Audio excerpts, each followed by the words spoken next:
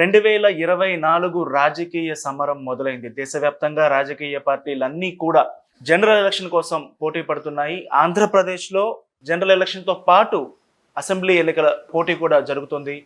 ఇలాంటి పరిస్థితుల్లో ఆంధ్రప్రదేశ్లో ఉన్నటువంటి రాజకీయ యవనికపై అధికారంలో ఉన్నటువంటి వైఎస్ఆర్సీపీ వర్సెస్ ఇతర రాజకీయ పార్టీలు నడుస్తున్నాయి. ఎన్డీఏ కూటమిగా ప్రధాన రాజకీయ పార్టీలు తెలుగుదేశం, జనసేన, బీజేపీతో కలిసి వెళుతున్నాయి. ఇలాంటి పరిస్థితుల్లో ప్రస్తుతం ఆంధ్రప్రదేశ్ రాజకీయాలపై ఒక కొత్త పార్టీ తెరపైకి వచ్చింది. పార్టీ కొత్తదే కానీ ఆ వ్యక్తి కొత్త కాదు. ఎందుకంటే ఆయన దేశవ్యాప్తంగా ప్రతి ఒక్కరికి కూడా చిరపరిచితమైన వ్యక్తి.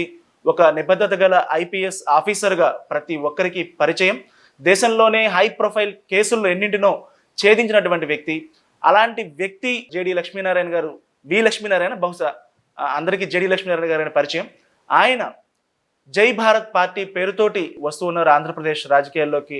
ఎన్నికల షెడ్యూల్ కూడా వచ్చేసింది కాబట్టి ఆ పార్టీ లక్ష్యాలు లేకపోతే పార్టీ పర్ఫార్మెన్సు, ఆయన ఉద్దేశం ఈ ఎన్నికల్లో పోటీ చేయడం వెనుక ఎలా ఉంది అనే విషయాలను మనతో పంచుకోవడానికి లక్ష్మీనారాయణ గారు అందుబాటులో ఉన్నారు. విశాఖపట్నంలో మనం లక్ష్మీనారాయణ గారితో మీట్ అవుతున్నారు. సార్ నమస్తే అండి.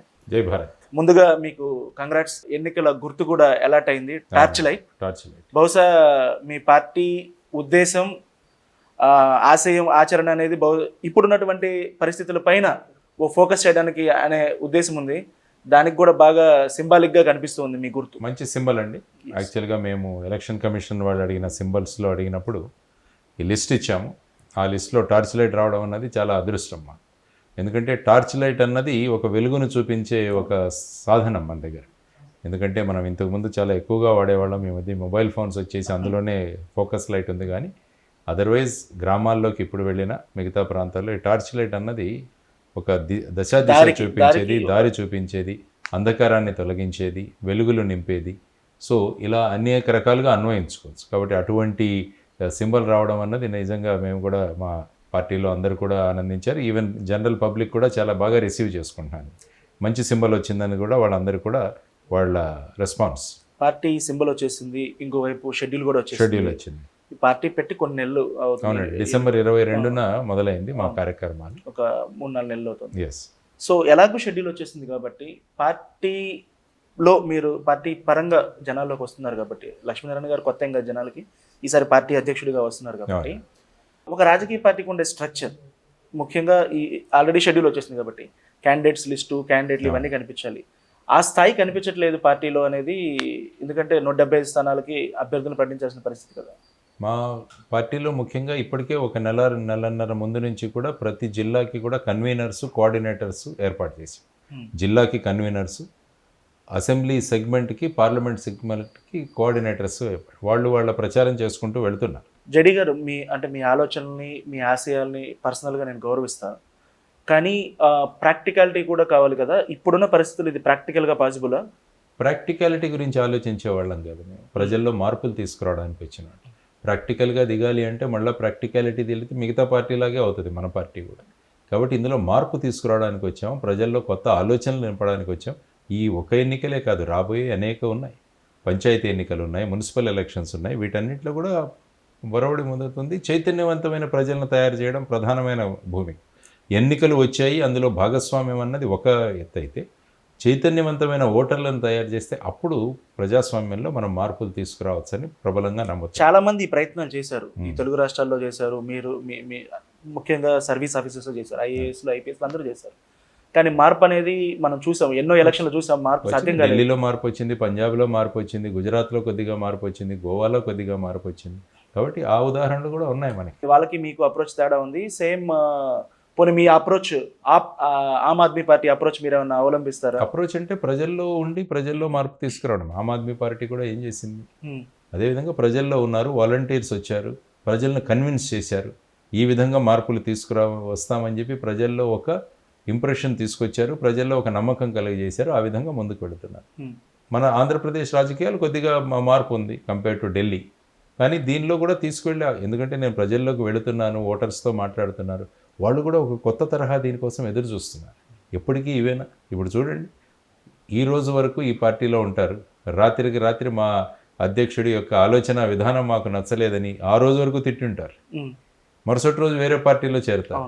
మిగతా పార్టీల్లో కొన్ని సంవత్సరాలుగా పనిచేస్తున్న కార్యకర్తలను కూడా పక్కన పెట్టి ఈ విధంగా జంప్ చేసిన వాళ్ళకి ఇస్తుంటే ఆ కార్యకర్తల్లో కూడా అనేక చోట్ల నిరసనలు, ప్రదర్శనలు ఇవన్నీ కూడా జరుగుతున్నాయి. అంటే ఈ మోసపోసిన రాజకీయాలే ప్రతి ఒక్కరూ ఫాలో అవుతున్నారు. కాబట్టి అది కాకుండా కొత్త క్యాండిడేట్లకి, కొత్త ఆలోచనలు ఉన్న వాళ్ళకి, యువతరానికి ఇచ్చే ప్లాట్ఫామే లేదు మన దగ్గర. జనాల గురించి నేను మీకు చెప్పాల్సిన పని లేదు. నాయకులైనా సరే ఈ పార్టీలో ఉన్నప్పుడు ఇవాళ వరకు ఈ పార్టీలో ఉండి ఒక రకంగా మాట్లాడి రేపు ఎగ్జాక్ట్లీ ఆపోజిట్గా మాట్లాడే రాజకీయ నాయకుల్ని మనం చూస్తున్నాం. పబ్లిక్ కూడా మీరు పబ్లిక్లోకి వెళ్ళినప్పుడు మీ ఆశయాలకు అనుగుణంగా మాట్లాడడం, మీరు గొప్ప సార్, మీరు చాలా ఇది సార్ అంటాం, అన్నీ మాట్లాడిన వాళ్ళు, ఎంతో చైతన్యవంతంగా కనిపించిన వాళ్ళు ఎన్నికల్లో మీలాంటి వాళ్ళకి సపోర్ట్ చేయనటువంటి పరిస్థితి చాలా చూసాం. పబ్లిక్ కూడా నేను అతి భయంకరమైన ఆశావాదిని. మీరు ఎంత నిరుత్సాహపరిచినా నన్ను, నేను మటుకు నా ధోరణి అలాగే ఉంటుంది. మేము ఆశావాదులం, వీఆర్ డేంజరస్లీ ఆప్టిమిస్టిక్ పీపుల్. కాబట్టి మా ఓపిక ఉంది, వెళ్తాం. ఎస్, ఇందులో ప్రజలను మార్చాలి, టైం పడుతుంది. ప్రజలు మమ్మల్ని మెచ్చుకుంటారు కానీ ఓటు వేయరు, అదే మీరు అంటున్నారు. ఎస్, ఇది కూడా యాక్సెప్టెడే మాకు. ఇప్పుడు ప్రయత్నం చేద్దాం. ఎందుకంటే ఒక మురుగు కాలువని కొద్దిగా శుభ్రం చేయాలనుకుంటున్నాను. కాబట్టి ఈ మురుగును అలాగే ఉంచేస్తే రేపు మీ ఇంటి కూడా మురుగు పడుతుంది. కొంతైనా హోప్ కనిపిస్తుందా? ఎందుకంటే జేపీ గారి విషయంలో ఫెయిల్ కనిపించింది. రీసెంట్గా మీ contemporary IPS officer RS Praveen Kumar గారు ట్రై చేశారు తెలంగాణలో. కొంచెమైనా హోప్ కనిపిస్తుందా మీకు? ఇలాంటి మీడియా మాతో ఉంటే బ్రహ్మాండంగా మేము ముందుకెళ్ళగలం. మీరు కూడా అతి భయంకరమైన ఆశావాదులుగా తయారవ్వండి, బ్రహ్మాండంగా మనం మార్చవచ్చు. మీరు ఎప్పుడు కూడా నిరుత్సాహపరిచే ధోరణిలో వీళ్ళు వెళుతుంటారు, అది మానుకోవాలి. కొత్త ప్రయోగం వస్తుంటే దానికి కొంచెం ప్రోత్సాహం ఇవ్వాలి. కొత్త ప్రయోగం వస్తుంది, యువతరాన్ని తీసుకొస్తున్నారు, బడుగు బలహీన వర్గాల వారికి రిప్రజెంట్ చేస్తున్నారు. మేము ఎప్పుడు డబ్బులు అడగట్లేదే మా క్యాండిడేట్లని. ఇప్పుడు చూడండి, ఏ పార్టీ దగ్గరికి వెళ్ళినా కూడా మీ దగ్గర ఎంత ఉందని అడుగుతున్నారు. మేము మా క్యాండిడేట్లని ఇప్పటి వరకు ప్రజల కోసం ఏం చేశారని అడుగుతున్నాం, ఏం చేస్తారని అడుగుతున్నాం. డబ్బుల గురించి ప్రస్తావనే ఉండదు మా దగ్గర. వాళ్ళు ఎలక్షన్కి 0 బడ్జెట్ పాలిటిక్స్ పాటిస్తాం. మేము ఉంది, ఓపిక ఉంది మాకు. మీరు అనొచ్చు ఒక్కొక్కరు 40 కోట్లు పెడుతున్నారు, 100 కోట్లు పెడుతున్నారు, 150 పెట్టుకునేవాడి. మేము మా సిద్ధాంతాలను తీసుకొని మేము ముందుకు వెళ్తాం. మా మార్పు కోసమే మేము వస్తున్నాం. గతంలో జరిగిన అనేక ప్రయత్నాలు ఏవైతే ఉన్నారో మీరే అన్నారు, జయప్రకాష్ నారాయణ గారు కానీ, ప్రవీణ్ కుమార్ గారు కానీ, వీరంతా ఉన్నాయి. రకరకాల ప్రయోగాలు జరిగాయి. అస్సాం గణపరిషత్ ప్రయోగం జరిగింది అస్సాంలో. వాళ్ళ అప్రోచ్ పూర్తిగా వేరు ఉండొచ్చు. ఒక్కొక్క అప్రోచు ఆ రాష్ట్రంలోని పరిస్థితులు, ఆ రాష్ట్రంలో ఉన్న కండిషన్స్, బట్ ఫైనల్గా ఏంటంటే ఒక మార్పు తీసుకురావాలి అనేది కూడా అదే. ఇప్పుడు అస్సాం గణ పరిషత్కి టీఆర్ఎస్ కూడా చాలా సారూప్యతలు ఉన్నాయి. సేమ్ ఉద్యమం నుంచి వచ్చారు అదే ఉన్నాయి. 50 ఏళ్లకు పైగా వ్యక్తిగత జీవితం, 25 ఏళ్లకు పైగా ఒక సివిల్ సర్వీస్ జీవితం చూసినటువంటి మీరు, నేను ఎందుకు అంటున్నానంటే పబ్లిక్ టెండెన్సీ తెలుగు రాష్ట్రాల్లో ఎలా ఉందో కూడా అబ్జర్వ్ చేసి ఎలాగ ఉండినా పర్లేదు మారుస్తానన్న కాన్ఫిడెన్స్ నాలో ఉంది. నేను చెప్పాను, భయంకరమైన ఆశావాదిని నేను. రేపు నా ప్రయత్నం నేను చేస్తాను. రేపు ప్రజలు రేపు అడిగినా కూడా నేను చెప్తాను, నా ప్రయత్నం నేను చేశాను. నా బాధ్యత ఒక పౌరుడిగా మార్పు తీసుకురావాల్సిన బాధ్యత నా మీద ఉంది. కాబట్టి ఆ బాధ్యత నేను చేశాను, ప్రజలను మార్చే ప్రయత్నం చేశాను. ఆ ప్రయత్నంలో చూద్దాం. మిగిలిన రాష్ట్రాల్లో వచ్చినటువంటి రెస్పాన్స్, ఆప్ చేసినటువంటి చోట్ల అంత అంటే అక్కడ చదువుకున్న వాళ్ళు ఉండొచ్చు, బాగా ఢిల్లీలో డిఫరెంట్ కల్చర్డ్ పీపుల్ ఉండొచ్చు. తెలుగు రాష్ట్రాల్లో ఎందుకు ఉండడం లేదు అనే దానికి మీరేం సంబంధం, అంటే మీ అబ్జర్వేషన్ అది కూడా ఉండాలి కదా, ఎందుకు మారట్లేదు అనడానికి ఏంటో కూడా రీజన్ తెలిసి ఉండాలి కదా. ఏంటంటే ఇంతకు ముందు ఎన్నికలు ఇప్పుడు ఎన్నికలు వేరు. ప్రథమంగా ఆంధ్రప్రదేశ్ రాష్ట్రం కాదు, మొత్తం భారతదేశంలోనే యువతరం పెద్ద సంఖ్యలో ఓటు వేయబోతోంది ఈసారి. నిన్న ఎలక్షన్ కమిషనర్ గారు కూడా మాట్లాడుతూ అదే సంఖ్య చెప్పారు. ఆయన ఫస్ట్ టైం ఓటర్స్ ఎంతమంది ఉన్నారు, 35 ఇయర్స్ లోపల ఎంతమంది ఉన్నారు. కాబట్టి మా మెయిన్ పాజిటివ్ పాయింట్ ఏంటంటే యువతరం గొప్ప సంఖ్యలో ఉంది. యువతరం వాళ్ళు ఇంతకు ముందులాగా ఆ విధి విధానాలు వాళ్లకు పెద్దగా ఆలోచించరు. వాళ్ళ ఆలోచన విధానాలు ఏంటంటే కరప్షన్ ఉండకూడదు, రాష్ట్రం అభివృద్ధి చెందాలి, మాకు ఉపాధి రావాలి, మేము చదువుకున్న వాళ్ళందరికీ ఉద్యోగాలు రావాలి, రాష్ట్రం అప్పుల్లో ఉండకూడదు, ఈ విధమైన ఆలోచనలు ఉన్నవాళ్ళు. కాబట్టి ఇట్స్ ఎ పాజిటివ్ హోప్. ఇంతకుముందు ఎన్నికలకి ఈ ఎన్నికలకి ఇదే తేడా. అందుకనే జై భారత్ నేషనల్ పార్టీ యొక్క మెయిన్ ఉద్దేశం ఏంటంటే అప్పులు లేని ఆంధ్రప్రదేశ్, అవినీతి లేని ఆంధ్రప్రదేశ్, డ్రగ్స్ లేని ఆంధ్రప్రదేశ్, విధ్వంసం లేని ఆంధ్రప్రదేశ్, రౌడీయిజం లేని ఆంధ్రప్రదేశ్. ప్రతి నియోజకవర్గం ఒక అభివృద్ధి కేంద్రంగా మారాలి. ఉద్యోగం అన్నది హక్కు కావాలి, నిరుద్యోగ భృతి ఇవ్వడం కాదు, ఉద్యోగం అన్నదాన్ని ఇవ్వడం అన్నది ప్రధానమైన కాన్సన్ట్రేషన్. 974 కిలోమీటర్ల తీర ప్రాంతం పెట్టుకుని మనం టూరిజం డెవలప్ చేయలేకపోతున్నామని. వ్యవసాయం మీద ఆధారపడిన రాష్ట్రం ఇది. దీనిలో ఎన్ని మార్పులు తీసుకురావచ్చు. ఇవన్నీ తీసుకుంటే మన వాళ్ళు ఎక్కడికి బయటికి వెళ్ళాల్సిన అవసరమే లేదు. బ్రహ్మాండమైన ఉపాధిని డెవలప్ చేయొచ్చు. అటువంటి కాన్సెప్ట్స్ మేము ప్రజల్లోకి తీసుకువెళ్తున్నాం, ముఖ్యంగా యువతరంలోకి. సో వాళ్ళు అప్రిషియేట్ చేస్తున్నారు. కాబట్టి మా మెయిన్ పాజిటివ్ ఈసారి ఏంటంటే we are banking on the youth వల్ల ఆలోచనలు మారుతాయన్నది మేము అనుకుంటాం. ఖచ్చితంగా వ్యాలిడ్ పాయింట్ అది. అండ్ ఒక ఐపీఎస్ ఆఫీసర్గా మీరు సెలెక్ట్ చేసుకున్న రోల్ అంటే ఒక ఆలోచనతోటి మీకు ఆ టైంలో ఉన్నటువంటి మైండ్ సెట్ తోటి చూజ్ చేసుకొని ఉండొచ్చు. చాలా సంవత్సరాలు సక్సెస్ఫుల్ కెరీర్ కూడా కొనసాగించారు, మంచి ఎక్లౌడ్స్ ఉన్నాయి, ఇవన్నీ ఉన్నాయి. ఒక కంఫర్టబుల్ సక్సెస్ఫుల్ ఒక కెరీర్ పాత్ని వదులుకొని ఇలాగ రావాలనే ఆలోచన మీకు ఎప్పుడు కలిగింది? మొదటి నుంచి ఉందా, లేకపోతే అసలు రాజకీయ పార్టీ పెట్టాలనే ఆలోచన ఎప్పుడు వచ్చింది మీకు? నేను ఎప్పుడు ప్రజల్లో ఉంటాను. నేను ఖాకీ వేసుకొని ఐపీఎస్లో ఉన్నా కూడా నేను ప్రజల్లోనే ఉండేవాడిని. మహారాష్ట్రలో నాకు 21 సంవత్సరాలు నేను గడిపాను, ఇక్కడ 7 సంవత్సరాలు. మహారాష్ట్రలో అనేక ప్రజా సమస్యలను ఒక పోలీసు విభాగంలో ఉన్న వ్యక్తిగా తీర్చగలిగాను. ఈవెన్ ముఖ్యమంత్రులని జిల్లాకు రప్పించాను, వాళ్ళ సమస్యలను ముఖ్యమంత్రి దగ్గరికి తీసుకువెళ్ళాను. మినిమం సపోర్ట్ ప్రైజ్ ప్రతికి ఇప్పించాను రైతులకి. మహారాష్ట్రలో ఒక జిల్లాకు ఎస్పీగా ముఖ్యమంత్రిని ఆ జిల్లాకు రప్పించి ఫార్మర్ లీడర్స్, రైతుల నేతలతో వాళ్ళందరితో మాట్లాడి అక్కడికి కాబట్టి ఆ విధంగా కాదు. కానీ నేను పబ్లిక్ కోరుకుంటాను. ఏముంది, చాలామంది ఏమనుకుంటారంటే మా డ్యూటీ ఇంతవరకే చేయాలి. I never put any limits, sky is the limit మనం అనుకోవాలి. కానీ ఫైనల్గా ఇది సర్వీసే, వెదర్ పోలీస్ సర్వీస్ కావచ్చు, అడ్మినిస్ట్రేటివ్ సర్వీస్ కావచ్చు, అల్టిమేట్లీ సేవ చేయడం అన్నది చాలా ముఖ్యం. కాబట్టి ప్రజల్ని ఇష్టపడతాను, నేను ప్రజల్లో ఉండడానికి ఇష్టపడతాను. కాబట్టి ఆ విధంగా ఉండడం వల్ల ప్రజా సమస్యలు తీర్చాలి అన్నది ఎప్పటి నుంచో నా ఉండేది. అది రైట్ ఫ్రమ్ చైల్డ్హుడ్ ఆ విధంగా ఉండేది. నా సర్వీస్లో ఇంకా చేయగలిగాను ఆ విధంగా. ఆ తర్వాత వచ్చిన తర్వాత పాలిటిక్స్లో రావాలి అన్నది ఒక కాన్సెప్ట్తో రాలేదు. నేను వాలంటరీ రిటైర్మెంట్ తీసుకున్నప్పుడు కూడా నేను గ్రామాల్లోకి తిరగాలి, తర్వాత వచ్చేసి రైతుల సమస్యలు అగ్రికల్చర్, దాంతో 8 నెలలు తిరిగాను నేను. తిరిగి అంతా సమకూర్చిన తర్వాత ఫైనల్గా ఒక ప్రస్ఫుటమైన మార్పు కావాలంటే ఇది కేవలం రాజ్యాధికారం, రాజకీయాల ద్వారా స్వార్థం, ప్రజాస్వామ్యం. ఎన్జిఓ ఉంది, నాకు ఒక ఫౌండేషన్ ఉంది. ఆ ఫౌండేషన్లో లిమిటెడ్ వర్క్ చేస్తున్నాం. ఇప్పుడు తీసుకుంటే సుమారుగా 10 లైబ్రరీలు ఆల్రెడీ ఇక్కడ స్టార్ట్ చేసాం తెలంగాణలో. ప్రతి గ్రామంలో చిన్న చిన్న లైబ్రరీ స్టార్ట్ చేస్తున్నాం. ఇవన్నీ కూడా నడుస్తుంటాయి. కానీ ఏంటంటే ఫార్మింగ్ కూడా చేస్తున్నాను. తర్వాత వచ్చేసి ఆర్గానిక్ న్యాచురల్ ఫార్మింగ్ చేస్తున్నాము, అందులో సమస్యలు తెలుసుకున్నాం. కానీ ఏంటంటే ఒక ఎన్జిఓ కానీ ఒక ఫౌండేషన్ పరిధి కొద్దిగా ఉంటుంది. అదే ప్రభుత్వం ఒక ఎన్జిఓగా పనిచేయడం మొదలు పెడితే మొత్తం రాష్ట్రం అభివృద్ధి చెందుతుంది. అదే దేశంలో చేయగలిగితే దేశం అభివృద్ధి చెందుతుంది. కాబట్టి ఆ విధమైన కాన్సెప్ట్స్ రావాలి అని కోరుకుంటుంటే సో ఎన్జిఓ కన్నా దాని పరిధి పెంచాలంటే అది రాజకీయాలతోనే సాధ్యం.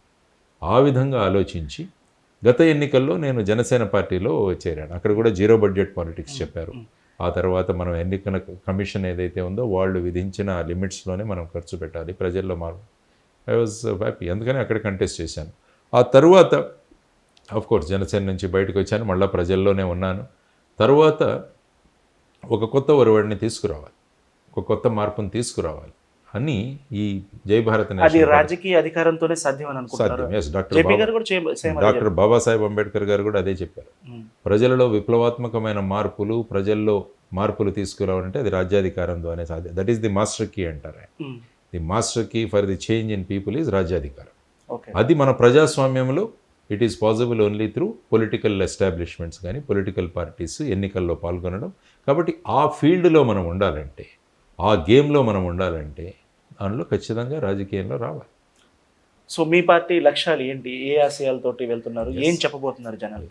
మా పార్టీ యొక్క లక్ష్యం అభివృద్ధి, ఉపాధి, దీన్ని సెంట్రిక్గా ప్రతి ప్రాంతం అభివృద్ధి చెందాలి. తర్వాత వచ్చేసి స్థానిక స్వపరిపాలన అన్నది బ్రహ్మాండంగా ఉంది. గాంధీ గారు కలలు కన్నా స్వరాజ్యం, స్థానిక స్వరాజ్యం అన్నది చాలా ముఖ్యం. ఇప్పుడు చూడండి, సర్పంచ్లు ఎన్నుకున్నారు, సర్పంచ్లకు ఫండ్స్ ఇవ్వట్లేదు, ఉన్న ఫండ్స్ కూడా డైవర్ట్ చేస్తున్నారు. సెంట్రల్ నుంచి వచ్చిన ఫండ్స్ని కూడా మళ్ళీ వాళ్ళకి ఇస్తే వాళ్ళు బటన్ నొక్కుతున్నారు. సో ఈ విధంగా చేస్తుండడం వల్ల మన స్థానిక స్వపరిపాలన అన్నది పోయింది. మొత్తం కూడా సెంట్రలైజేషన్ అయిపోతుంది. ఎవరున్నా కూడా చూడండి, గత ప్రభుత్వం కానీ ఇప్పుడు ప్రభుత్వం కానీ everything revolves about the CM చుట్టే తిరుగుతుంది. కానీ సీఎం చుట్టూ తిరగకూడదు మా అభిప్రాయం మీద. గ్రామాల్లో సర్పంచ్ చుట్టూ తిరగాలి, వార్డు మెంబర్స్ చుట్టూ తిరగాలి, కౌన్సిలర్స్ కావాలి, మేయర్ కావాలి, కార్పొరేటర్స్ కావాలి. వీళ్ళు స్వపరిపాలన అందించాలి. శాసనసభ్యులు శాసనసభలో కూర్చొని ప్రజలకు కావాల్సిన చట్టాలు తయారు చేయాలి. వీళ్ళు వెళ్ళి మైనింగ్ కాంట్రాక్టులు, వీళ్ళు వెళ్ళి ఇసుక కాంట్రాక్టులు, ఇవేనా వీళ్ళు చేసే పనులు? ఇదా ప్రజాస్వామ్యం? సో ఈ విధమైన మార్పులు తీసుకురావాలన్నది ముఖ్యంగా జై భారత్ నేషనల్ పార్టీ యొక్క మీ ఉద్దేశం. దాంట్లో మీ బ్రోచర్స్లో కానీ వాటి చూశాను, అందులో ఒకటి ఇంట్రెస్టింగ్ కాన్సెప్ట్ మొబైల్ కోర్ట్స్, గ్రామీణ mobile courts, mobile police station, mobile police station కూడా. ఎందుకంటే కొన్ని కోట్ల కేసులు పెండింగ్ ఉండడానికి రీజన్ ఇదే కావచ్చు. ఎక్కడెక్కడ చిన్న చిన్న కేసులన్నీ కూడా మ్యాటర్స్ ఎప్పుడు కూడా ఆ గ్రామాల్లో పరిష్కారం అవ్వాలి. ఇంతకుముందు గ్రామ పెద్దలు ఉండేవాళ్ళు, ఒక 4-5 కూర్చొని అదే అడగబోతున్నా. పంచాయతీ అంటే 5 కూర్చొని వాళ్ళు కూర్చొని సెటిల్ అయ్యేవి. అందుకనే వివాదరహిత గ్రామాలకు ₹1 కోటి ఇస్తామంటారు. అందరూ కూర్చొని ఇప్పుడు ఏమైపోతుందంటే రాజకీయ పార్టీలు కూడా గ్రామ స్థాయిలోకి దిగిపోయి వాళ్ళలో చిచ్చులు పెట్టి గ్రామాలను డివైడ్ చేసుకుంటూ చేశారు. కాబట్టి ఈ గ్రామాలందరినీ కూడా కలపగలగాలి అన్నది జై భారత్ నేషనల్ పార్టీ యొక్క ప్రధానమైన ఉద్దేశం ఏమంటున్నాం. అందుకనే మేమేమంటున్నాం అంటే ప్రతి నియోజకవర్గానికి సంవత్సరానికి 100 కోట్లు కేటాయించాం. ఆ 100 కోట్లు ప్రజలు డిసైడ్ చేస్తారు ఏం కావాలో, ప్రజా కమిటీ. కాబట్టి 175 నియోజకవర్గాలు యూనిఫామ్గా డెవలప్ అవుతాయి, రాష్ట్రం అభివృద్ధి చెందుతుంది. లేకుంటే రాయలసీమ ఇలాగుంది, ఉత్తరాంధ్ర ఇలా ఉంది, బుందేల్ఖండ్ ప్యాటర్న్లో మేము చేస్తాము, అటువంటి కారణాలు. లేకుంటే మొత్తం తీసుకెళ్ళి హైదరాబాదే డెవలప్ అవ్వడం. మీకు తెలిసిన విషయమే మళ్ళీ నేను ప్రస్తావిస్తున్నా. ఆంధ్రప్రదేశ్లో ఇంకొక పార్టీకి స్కోప్ లేదు. స్కోప్ లేకపోయినా వివి లక్ష్మీనారాయణ ఒక పార్టీ పేరుతోటి వచ్చారు అంటే ఎవరి ప్రోద్బలంతోనో వచ్చారు, ఎవరో బ్యాకింగ్ ఇస్తున్నారు. ఈయన గెలవడం కన్నా ఎవరినో ఓడించడానికే వచ్చాడు అనే దానిపైన మీ విమర్శలు ఏంటి? ప్రజలను గెలిపించడానికి వచ్చాను, ప్రజలు మా వెనకాల ఉన్నారు. ఎందుకంటే అంటే భయం ఎక్కడో మొదలైందని చెప్పేసి నాకు అర్థమైంది. ఈ విధంగా కామెంట్స్ వస్తున్నాయి అంటే ఎక్కడో భయం మొదలైంది. ఎందుకంటే ఒక ఆల్టర్నేటివ్గా వీళ్ళు వస్తున్నారు, రేపు ఏం చేస్తారో అని అన్ని పార్టీల్లో భయం మొదలైంది. కాబట్టి ఇటువంటి ఆరోపణలు చేయడం అన్నది సజాసిచి. మన గుండెకు తెలుసు ఎందుకు వచ్చాం మనం, దేనికోసం వచ్చాం, ప్రజా జీవనాలను మార్చడానికి వచ్చాం. మా ప్రయత్నం ఏం చేస్తాం. ఇదేనా మొనోపలియా? అంటే వీళ్ళే ఉండాలా, ఇంకా వేరే వాళ్ళు రాకూడదా? అలాగేదైనా ఉందా? మీ రాక అనేది ఒకళ్ళకి లాభం చేకూర్చొచ్చు, ఇంకొకరికి నష్టం చేకూర్చొచ్చు, అది మీ హక్కు. మీరు రావడం అనేది మీ హక్కు. కానీ పార్టీలు అనేవి అలా తీసుకోవడం లేదు కదా. అంటే లక్ష్మీనారాయణ వెనక ఎవరో ఉన్నారు, ఏదో ఒక నేషనల్ ఎజెండాతోనే వస్తున్నారు, నేషనల్ పార్టీ పేరుతోటి. ఇంతకుముందు ఏదో నేషనల్ పార్టీ అధికారంలో నేషనల్ పార్టీ సపోర్ట్ చేస్తుంది, కోర్స్ బీజేపీ సపోర్ట్ చేస్తుంది అంటారు. మేము స్టీల్ ప్లాంట్ ప్రైవేటీకరణ విరుద్ధంగా పబ్లిక్ ఇంట్రెస్ట్ లిటిగేషన్ వేశాను. మరి ఆ పార్టీకి నాకు సపోర్ట్ ఇస్తే నేను ఎందుకు ఇస్తాను?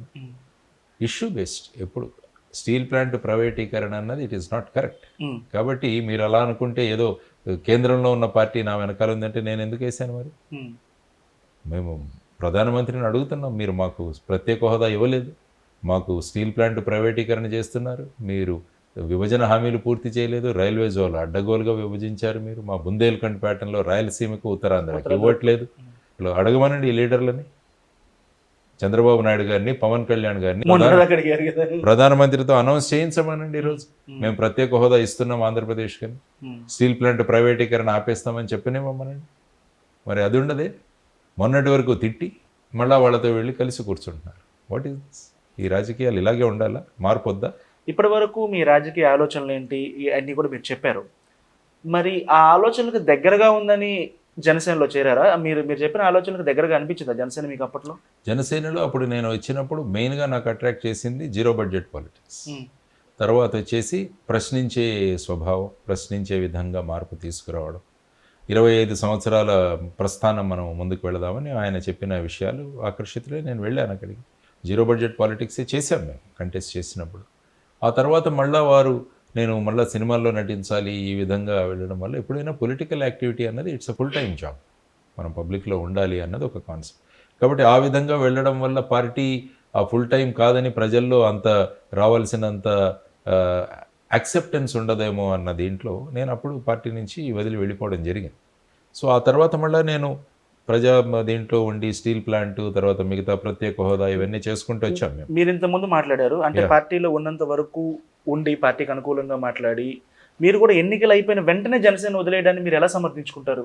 చెప్పాను కదా, నా పార్టీలో ఉన్నప్పుడు ఆ తర్వాత ఆయన ఏం చెప్పారు ఎలక్షన్లో, నేను సినిమాలు వదిలేసి వచ్చాను, ఈయన ఉద్యోగం వదిలేసి వచ్చాను, కాబట్టి మేము ఫుల్ టైం రాజకీయాల్లో ఉంటాం అన్నవి మేము ప్రచారంలో చెప్పిన విషయాలు ఆయన చెప్పారు, నేను చెప్పాను. ఇద్దరు ఒక స్టేజ్ గురించి కూడా మాట్లాడిన తర్వాత ఎలక్షన్స్ అయిపోగానే మళ్ళీ ఈ విధంగా మార్పు తీసుకురావడం అన్నది అది సంభవం. మనం చెప్పిన దానికి చేసేదానికి అందులో పొంతన లేదనిపించింది. జీరో బడ్జెట్ పాలిటిక్స్ గురించి చెప్పినప్పుడు మీరు విశాఖ ఎంపీగా పోటీ చేసినప్పుడు ఎలక్షన్ కమిషన్ నామ్స్ ప్రకారమే వర్క్ చేశారు. ఎస్ 36 లక్షలు ఖర్చు 36 లక్షలు డబ్బులు పంపిణీ అనేది జనసేన చేయలేదు. 70 లక్షలు ఖర్చు పెట్టాల్సిన అవకాశం ఉన్నా మేము 36 లక్షలు ఖర్చు పెట్టామండి. ఎక్కడ డబ్బులు మద్యం పంచే ప్రశ్నే లేదు. ఈవెన్ ఇప్పుడు కూడా పంచం. ఇప్పుడు ఓకే, జనసేనలో కూడా జరగలేదు. జరగలేదు. నేను ఒక్క నయా పైసా కూడా ఎవరికి ఇవ్వలేదు. కానీ సార్, జీరో బడ్జెట్ పాలిటిక్స్ అని నేను ఎప్పుడూ కూడా చెప్పలేదు, ఆయనతో డిస్కస్ చేయలేదని పవన్ కళ్యాణ్ గారు తర్వాత మాట్లాడారు. అని మాట్లాడారట మొన్న ఎక్కడో ఎవరో అన్నారు నాతో. నేను ఆయన మాట్లాడింది చూడలేదు. కానీ ఎందుకంటే నాకు గుర్తున్నది జనసేన యొక్క ముఖ్య ప్రిన్సిపల్స్లో I think zero budget politics అని కూడా రాసినట్టున్నాము. ఆ టైంలో చూపించాం జీరో బడ్జెట్ పాలిటిక్స్. తర్వాత ఈ యువతరానికి పెద్ద పెట్ట ముందు తీసుకువెళ్ళడం, వాళ్ళకు పెద్ద ఎత్తున యువతరాన్ని తీసుకురావడం, 25 సంవత్సరాల ఫైటింగ్, ఇవన్నీ కూడా ప్యాంప్లెట్లో ఉన్నట్టు నాకు గుర్తు. జీరో బడ్జెట్ పాలిటిక్స్ తోటి పార్టీ నడపాలి అంటే పార్టీ నడపడానికి కొంత ఖర్చు అవుతుంది. నేను పని చేయకుండా పార్టీని, నేను ఎక్కడ లంచాలు తీసుకోవట్లేదు, డబ్బులు తీసుకోవట్లేదు, నేను వర్క్ చేయకుండా పార్టీని ఎలా నడిపించాలి, నేను వర్క్ చేయనని ఆయనకి ఎప్పుడు చెప్పలేదు అన్నారు. ఎందుకు ఈ స్టేట్మెంట్ల మధ్య అంతరాలు, మీ ఇద్దరి మధ్య కమ్యూనికేషన్ గ్యాప్ వచ్చిందా? కమ్యూనికేషన్ గ్యాప్ ఏం లేదు. కమ్యూనికేషన్ గ్యాప్ ఏం లేదు. ఈ విధంగా మనం ఫుల్ టైంలో రాజకీయాలు చేయలేమో అన్న దీంట్లో నేను బయటకు రావడం జరిగింది. ఆ తర్వాత పార్టీ అధ్యక్షుల వారు పార్టీ నడపాల్సిన బాధ్యత అది. పార్టీని ఎలా నడపాలో అన్నది వారు నిర్ణయిస్తారు. అందులో మనమేమి అందులో విశేషంగా పార్టీ ఏ విధంగా ప్రజల్లో ఉంటుంది అన్నది ప్రధానంగా నేను అనుకున్నది. ఎందుకంటే లీడర్స్ ఫుల్ టైం ఉంటే కానీ పార్టీ ముందుకు నడవదు అన్నది అది మీ పాయింట్. అది నా పాయింట్ బేసిక్గా. అందుకనే నేను బయటకు వచ్చానని స్పష్టంగా చెప్పాను. అప్పుడు చెప్పాను, ఈ రోజు కూడా అదే చెప్తాను. దాంట్లో మార్పు తీసుకురావాలి. వేరే ఉద్దేశం లేదు. పార్టీ అధ్యక్షుడు ఫుల్ టైం కేటాయించి ఫుల్ టైం పార్టీలో పెట్టి మనం ఒక బ్రహ్మాండమైన స్కోప్ ఉండే పార్టీ అది. దాన్ని తీసుకు, ఎందుకంటే ఆయనకు విశేషమైన ప్రజాదరణ ఉంది. ఆ ప్రజాదరణతో మనం ఫుల్ టైం దిగితే అప్పుడు ఇది ఒక ఆల్టర్నేటివ్గా మనం వచ్చే. జనసేన కార్యకర్తలు మిమ్మల్ని చాలా ట్రోల్ చేశారు. అది జరిగిన తర్వాత పార్టీని ఎలా నడుపుతారు, ఆయన సొంత డబ్బులు పెట్టుకుని పార్టీ నడుపుతుంటే ఈయన ఇలా మధ్యలో కాడి వదిలేసి వెళ్ళిపోయారు అనేది. నేను ఒక రీజనింగ్ నాకు నచ్చలేదు కాబట్టి ఇప్పుడు వచ్చాను, వెళ్ళిపోయాను. నేను స్పష్టంగా నా అభిప్రాయం తెలిసాను. ట్రోల్ అన్నది అది దట్ ఈస్ దేర్ రైట్. వాళ్ళు ట్రోల్ చేసుకునేవాడు, ఏమి ఇబ్బంది లేదు. విశాఖపట్నం పార్లమెంటు స్థానంలో మీకు దాదాపుగా 2 లక్షలకు పైగా 2,40,000 ఓట్లు, 88,754 ఓట్లు, 2,80,000 ఓట్లు వచ్చాయి. కన్సిడరబుల్లీ చాలా మంచి నెంబర్. థర్డ్ పొజిషన్ వచ్చింది. జనసేన పార్టీ వల్ల నోట్లు వచ్చాయా, లక్ష్మీనారాయణ అనే వ్యక్తి వల్ల అంత ఇమేజ్ ఉందా? నిజంగా అదే టర్న్అవుట్ ఉంటే ఈసారి ఎన్నికల్లో మీకు వ్యక్తిగతంగా మీకు ఎలా ఉండబోతుంది ఇక్కడ? అప్పుడు ఏంటంటే పార్టీ వ్యక్తిగతం రెండు కలిసే వస్తాయి ఎప్పటికైనా కూడా. ఇప్పుడు కూడా జయభారత్ నేషనల్ పార్టీ ఉంది, వ్యక్తిగతంగా నేనున్నా కాబట్టి రెండు కలిసి ముందుకు వెళ్తాం. ఓట్ల సంఖ్య కాదండి, మాకు వేసే ప్రతి ఓటు కూడా ఒక చైతన్యవంతమైన ఓటర్ వేసే. రేపు నాకు 100 ఓట్లు వచ్చినా కూడా ఒక 100 మంది చైతన్యం చేశానని అనుకుంటా. మా పార్టీకి వేరే చోట్ల కొన్ని ఓట్లు వచ్చినా కూడా ఎప్పుడు కూడా ప్రజలను చైతన్యవంతం చేయడంలో మనం సక్సెస్ అయ్యామన్న ఫీలింగ్ మనకు. అంత పర్సంటేజ్ మీకు వస్తుందా ఈసారి? మీరు విడిగా చూద్దాం, ప్రజలు నిర్ణయిస్తారు. మీ అంచనా జనసేన బెనిఫిట్ అయింది అనుకుంటున్నారా మీకు, లేదా జనసేన లేకుండా మీరు వ్యక్తిగతంగా వెళ్తే ఇంకా బెనిఫిట్ అవుతుంది అనుకుంటున్నారు? రకరకాల అభిప్రాయాలు వ్యక్తం చేశారు ఆ టైంలో. సార్ మీరు పార్టీలో ఉండకుండా ఇండివిజువల్గా వేసింటే కూడా ఇంకా ఎక్కువ ఓట్లు వచ్చేవేమో అన్న అభిప్రాయం వ్యక్తం చేసిన వాళ్ళు కూడా ఉన్నారు. పార్టీ కూడా యాడ్ అయిందని అనుకున్నారు. ఏదేమైనా ఆ ఎన్నికల్లో బాగా చేసాం. తక్కువ సమయంలో, ఓ 17 రోజుల్లో ఈ విధంగా ఫలితం రావడం అన్నది అందరూ ప్రజలు కూడా ఆశించారు. కొత్త మార్పు తీసుకొస్తారన్న ఉద్దేశంతో జరిగింది. ఇప్పుడు కూడా అదే దీంట్లో వెళుతున్నాం. లెట్ us see ప్రజలు ఏ విధంగా. విశాఖపట్నాన్ని తీసుకుంటే ఎప్పుడు కూడా స్థానికులు కాని వ్యక్తులే ఇక్కడ పోటీలోకి రావడం అనేది, లేకపోతే రకరకాల ప్రయోగాలకు కానీ ఇదొక ప్లేస్ లా కనిపిస్తుంది. అంటే ఇక్కడ ఉన్న ప్రజల యాక్సెప్టబిలిటీ వల్ల అలా జరుగుతుందా, లేకపోతే మీరైనా సరే ఈ ప్రాంతం కాదు, ప్రతి ఒక్కరూ విశాఖపట్నం నేను ఈ ప్రాంతం వాడిని ఆన్ వాట్ బేసిస్ నేను ఈ ప్రాంతం వాడిని కాదంటున్నాను మీరు? అమ్మ కడుపులో నేను విశాఖపట్నంలో ఉండినా 8 నెలల 15 రోజులు అమ్మ కడుపులో విశాఖపట్నం నీళ్లు తాగాను నేను. మా అమ్మ డెలివరీ కోసం కడపకి వెళ్ళింది తప్ప నేను విశాఖవాసి. అందుకనే వి ఫర్ విశాఖ, ఐఎమ్ వివి, ఐఎమ్ వెరీ మచ్ విశాఖ. కాబట్టి అమ్మ కడుపులో విశాఖపట్నం నీళ్లు తాగాను కాబట్టి నేను అందరికన్నా స్థానికుడిని. కాబట్టి ఆ కాన్సెప్ట్, ఆ idea I don't accept. Otherwise also భారతదేశంలో ఎక్కడి నుంచి ఎవరైనా పోటీ చేయొచ్చు. అదేం చూపిస్తుందంటే మీరు అన్నట్టుగా బయట వాళ్ళు, అంటే that shows the maturity of the people. అంటే ఈ స్థానికులు అన్న ఫ్యాక్టర్ కాకుండా ప్రజలకు చేస్తారు అన్న వ్యక్తులు రాగలిగినా కూడా ఆహ్వానించే కల్చర్ ఉన్నది విశాఖపట్నం. అది మనం మెచ్చుకోవాలి. అన్ని ప్రాంతాల్లో ఈ విధంగానే ఉండాలి. వ్యక్తులను చూసి వేయాలి కానీ వాళ్ళ ప్రాంతం, కులం, మతం ఇవి కాకుండా. That shows the maturity of Visakha people. మీరు వైఎస్ఆర్సీపీ అనే ఒక పార్టీతోటి మీకు ఎలాంటి విభేదాలు లేనప్పటికీ దాని బ్యాక్గ్రౌండ్ మీకు తెలుసు. ఆ పార్టీ అధ్యక్షుడిని ఇన్సిడెంటల్లీ మీరు ఆయన్ని duty as a duty. Yes. So కానీ కొన్ని సందర్భాల్లో వైఎస్ఆర్సీపీ పై పాలనపై ప్రభుత్వం పైన చెప్పినటువంటి కొన్ని పాజిటివ్ కామెంట్స్ వల్ల మీకు వైఎస్ఆర్సీపీకి మధ్య కూడా ఏదో అవగాహన ఉంది, అసలు పార్టీ పెట్టడానికి వాళ్ళు కూడా హెల్ప్ ఇది కూడా ఉంది అనేది కూడా విమర్శలు వచ్చాయి. దాని గురించి ఇదే రాజకీయాలకు రాజనీతికి ఉన్న తేడా.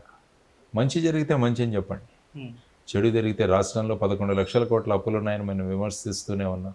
రోడ్లు బాగులేవు, ఉద్యోగాలు లేవు, నోటిఫికేషన్ల కోసం పిల్లలు ఎదురు చూస్తున్నారు, ఎకానమీ టోటల్గా ఇదైపోయింది, ప్రతి శుక్రవారం వెళ్ళి అప్పులు తెచ్చుకోవాల్సి వస్తుంది. ఈ పరిస్థితి గురించి కూడా మాట్లాడాము. ఇప్పుడు ఎలాగుందంటే ఇక్కడి పరిస్థితిలో 2 పార్టీలు ఏం చేస్తున్నాయంటే ఒక చిన్న విషయాన్ని పట్టుకొని దాన్ని రాద్ధాంతం చేసి వీళ్ళకి ఈ విధంగా అట్రిబ్యూట్ చేయడం చేస్తున్నారు. నేనేమన్నారు, నాడు నేడు కార్యక్రమం బాగుందన్న. ఎందుకంటే నేను చదివిన స్కూల్లో ఇన్ఫ్రాస్ట్రక్చర్ బాగైంది. బ్రహ్మాండంగా 3 వాటర్ కూలర్స్ పెట్టారు, ప్యూరిఫైయర్స్ పెట్టారు, తర్వాత మాకు వాటర్ ట్యాంక్ వచ్చింది. ఇవన్నీ మాట్లాడాను నేను. ఎస్, ఒక మంచి జరిగితే మంచి అని చెప్పకపోతే మనం ఎందుకండి మనుషులమా మనం? అది కావాలి, అదే రాజనీతి. మేము జై భారత్ నేషనల్ పార్టీ కూడా రాజనీతి గురించి ఆలోచిస్తుంది కానీ రాజకీయాల గురించి ఆలోచించదు. ఎస్, కిడ్నీ ఎఫెక్టెడ్ ప్రాంతంలో ఉద్దానం ప్రాంతం ఎక్కడైతే నేను ఒక గ్రామాన్ని దత్తత తీసుకున్నారో అక్కడ వాటర్ సిస్టము, తర్వాత ఒక రీసెర్చ్ సెంటరు, 200 పడకల ఆసుపత్రి ఇవి కూడా కట్టించారు. మరి అది కరెక్ట్ కాదా? కాబట్టి మంచి ఉంటే మంచి అనడం వల్ల దాన్ని వెంటనే అట్రిబ్యూట్ చేస్తారు. ఈయన ఈ పార్టీ ఇచ్చాడు, ఈయనకి ఈ పార్టీ సీట్ ఇస్తున్నారు, విశాఖ నుంచి ఈయన కంటెస్ట్ చేయబోతున్నాడు, ఇది కూడా చేశారు. విశాఖ నుంచి వైఎస్ఆర్ అభ్యర్థిగా లక్ష్మీనారాయణ, జయప్రకాష్ నారాయణ గారు ఎక్కడో ఒక చోట మాట్లాడారని ఆయన విజయవాడ వైఎస్ఆర్సీపీ అభ్యర్థిగా ఆయన. అంటే జనాలు ఏ విధంగా ఆలోచిస్తున్నారు, ఈ పార్టీలు ఏ విధంగా ఆలోచిస్తున్నారు, వాళ్ళ మైండ్ సెట్ ఎంత కిందికి దిగిపోయిందో అన్నది మనం తెలుసుకోవచ్చు. సరే, జనాల ఆలోచనలు పక్కన పెడితే మీకేమైనా కాంటాక్ట్ వచ్చిందా వైఎస్ఆర్సీపీ నుంచి? ఏమైనా వైఎస్ఆర్సీపీ గత ఎన్నికల్లో నన్ను అడిగారు, 2019లో నన్ను అడిగారు, మీరు కావాలంటే మా పార్టీ నుంచి మీరు కంటెస్ట్ చేయమండి. అన్ని పార్టీల నుంచి వచ్చింది ఆ టైంలో నాకు ఇన్విటేషన్. ఇది సర్ప్రైజింగ్ యాక్చువల్గా. నేను చాలా చోట్ల చెప్పాను ఇది. నేను ఎప్పుడు కూడా జరిగినట్టు చెబుతాను, నేనేం దాచాల్సిన అవసరం లేదు. క్లియర్గా చెప్పాను, 2019లో నన్ను కంటెస్ట్ చేయమన్నారు వైఎస్ఆర్సీపీ. ఎక్కడి నుంచి అయినా మీరు డిసైడ్ చేసుకోండి అన్నారు. ఇప్పుడు ఈసారి ఎవరు నన్ను కాంటాక్ట్ చేయలేదు. సార్, మీరు ఎవరు అన్ని రాజకీయ పార్టీలు, ప్రధాన రాజకీయ పార్టీలన్నీ వదిలేసినటువంటి ప్రత్యేక హోదా అంశాన్ని మళ్ళీ లైమ్ లైట్లోకి తీసుకొచ్చి ఎక్కువగా స్ట్రెస్ చేసింది మీరే. అసలు రాజకీయ పార్టీల వైఖరి ఎలా ఉంది? నిజంగా చిత్తశుద్ధి ఉందా వీళ్ళందరికీ? ప్రత్యేక హోదా చిత్తశుద్ధి లేదు కాబట్టి దాన్ని అలా నమ్మిస్తున్నారు ప్రజల్ని. ప్రత్యేక హోదా ఇక రాదు, ముగిసిన అధ్యాయం, ఈ విధంగా మాట్లాడారు. ప్రత్యేక హోదా కావాలి, ప్రత్యేక ప్యాకేజ్, ప్రత్యేక హోదా ముగిసిన అధ్యాయం అన్నోళ్లే మళ్ళీ ఎలక్షన్ ముందు మాట్లాడుతున్నారు. మొన్న చంద్రబాబు గారు ఎక్కడో మాట్లాడుతున్నారు, మనకు ప్రత్యేక హోదా రాలేదు, మిగతావన్నీ నరేంద్ర మోడీ ఇచ్చారు. నరేంద్ర మోడీ అంత ప్రమాదకరమైన వ్యక్తి ఈ దేశంలో ఇంకెవరు లేరు అని చెప్పేసి ఆయన మాట్లాడారు. ధర్మ పోరాట దీక్షలు ప్రతి జిల్లాలో పెట్టి తిట్టారని మైతో నైసున్నావు అన్నాడు ఆయన. బట్ ఈయన అన్నాడు మరి వాటిలన్నింటినీ చేయండి. మరి ఇప్పుడు ఎందుకు పొత్తు పెట్టుకుంటున్నారు వాళ్ళతో? అంటే ఏంటంటే పొలిటికల్ స్టాండర్డ్స్ ఏ విధంగా పడిపోతున్నాయని చూపించడానికి ఒక పొత్తు. మీరే అన్నారు ఆయన్ని ఆ విధమైన మనిషి అని. ఇంటిని నడిపించలేని వాడు దేశాన్ని ఏం నడిపిస్తారని అసెంబ్లీలో మాట్లాడారు. మీరు పాచిపోయిన లడ్లని మాట్లాడారు. మాకు ప్రత్యేక హోదా ఇవ్వలేదు అని చెప్పేసి అవిశ్వాస తీర్మానం ప్రవేశపెట్టారు. మరి ఆ తర్వాత సడన్గా వెళ్ళి ఎందుకు పొత్తు పెట్టుకుంటున్నారు మీరు? పొలిటికల్ పార్టీస్లో ఉన్నవాళ్ళు పొలిటికల్ స్టాండర్డ్స్ కూడా మెయింటైన్ చేయాలి. ఈవెన్ భారతీయ జనతా పార్టీ కూడా వెళ్ళి ఇప్పుడు నితీష్ కుమార్తో పొత్తు పెట్టుకోవడం అన్నది ఎంత దారుణం అండి. నాట్ ఈవెన్ నితీష్ కుమార్, చంద్రబాబుని అంత తిట్టిన వాళ్ళు ఎందుకు యాక్సెప్ట్ చేయాలి? చంద్రబాబు అంతే కదా. ఇదన్నా చంద్రబాబు పార్టీల కోసం పాకులాడతాడు, ఆయన అవసరం కోసం పాడతాడు. మరి అలాంటి చంద్రబాబుతో బీజేపీ కలవాలని కంపల్షన్ అదే అంటున్నా కదా. ఆయన ఏమన్నారు, అమిత్ షా గారు మొన్న మీటింగ్ లో ఆయనే వెళ్ళిపోయాడు, మళ్ళీ ఆయనే వస్తున్నాడు, మేము వెళ్ళవనలేదన్న. మీరు ఎందుకు రానిచ్చారు? అంతే కదా. అంటే రాజకీయాలంటే ఎలాగోలాగా చేసి ఫైనల్ గా సీట్లు సంపాదించడమే రాజకీయాలని. అందుకనే రాజకీయాలకి రాజనీతికి తేడా ఉంటుందని చెప్పడం. కాబట్టి రాజనీతిని ఎస్టాబ్లిష్ చేయగలగాలి. కొన్ని విషయాల్లో కాంగ్రెస్ పార్టీ అఫ్ కోర్స్ ప్రత్యేక హోదా ఇచ్చింది, స్టీల్ ప్లాంట్ కి వ్యతిరేకంగా వాళ్ళు కూడా పోరాడుతున్నారు. మీ లక్ష్యాలు కొన్ని చోట్ల కలుస్తున్నాయి కాంగ్రెస్ పార్టీ తోటి, ప్రత్యేక హోదా విషయం కానీ స్టీల్ ప్లాంట్ దాని విషయంలో. అలాగే మీరు షర్మిల వచ్చిన తర్వాత కాంగ్రెస్ పార్టీతో పొత్తులోకి వెళ్తారని ఒక వినిపించింది. కలిసే ప్రశ్న ఉండదు, కలవడం కదా. సిద్ధాంతపూర్వకంగా మాట్లాడుకునే విధానాలు వాళ్ళు ఏంటి అంటే ప్రత్యేకంగా వాళ్ళు మాట్లాడేది ప్రత్యేక హోదా. యాక్చువల్గా ప్రత్యేక హోదాలో కూడా వాళ్ళు కూడా they did lot of mistake. ఎప్పుడైతే రాజ్యసభలో ప్రత్యేక హోదా ఇస్తాం 5 సంవత్సరాలకు అన్నప్పుడు ఆ బిల్లును వెంటనే లోక్సభకు పంపించి అక్కడ డిస్కషన్ చేసి చట్టంలోనే పెట్టిండొచ్చు. అది చేయలేదు. కానీ ఇప్పుడు వాళ్ళు వచ్చి కూడా వాళ్ళని కూడా ప్రశ్నిస్తాం మేము. మీరు అప్పుడు చేయలేదు, మరి ఇప్పుడు వచ్చి ఎందుకు చేస్తున్నారు, వీళ్ళు ఇవ్వలేదు కదని. అది పొలిటికల్ ముద్దాగా చేస్తున్నారు. మీరేమనుకుంటున్నారు? కావాలని చేసింటారు ప్రత్యేక హోదా విషయాన్ని ఇచ్చినట్టే ఇచ్చి ఉండాలి కానీ రాకూడదని. అప్పుడు ప్రయారిటీ ఏంటంటే టీఆర్ఎస్ పార్టీ అన్నది కాంగ్రెస్ లో మెర్జ్ చేస్తానని ఆయన చెప్పారు కేసీఆర్ గారు.